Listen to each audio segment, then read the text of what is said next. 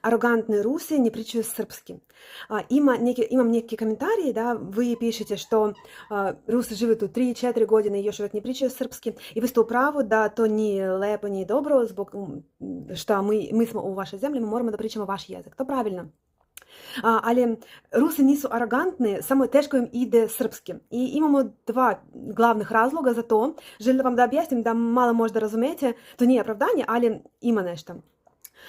Većina Rusi uči srpski. Например, у нашем граду има курсовые, и они поpunjeni. Руси idu na kurseve, uče po YouTube-u, udžbenik poslaču jedan drugog, svi uče srpski. Ali i puno ljudi koji žive tu dugo, oni vas razumiju.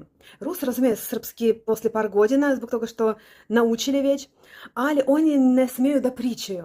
Zašto? Zato što mi strašno ukočeni i mi imamo komplekse. Ovo pišite moj papagaj.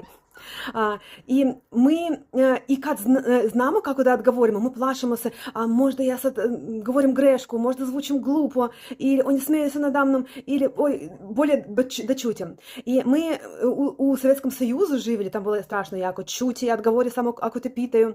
Тебе критикують, ти само машеш главом і чутиш, не смеш да кажеш.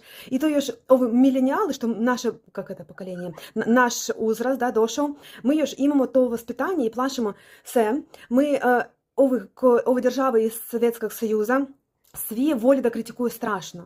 Ви мислите, да ви критикуєте, але ви не критикуєте, kao ми, за свашто. І ми плашимося і критики, і изгледamo i zvučimo glupo. Например, я почала недавно да pričam srpski na video.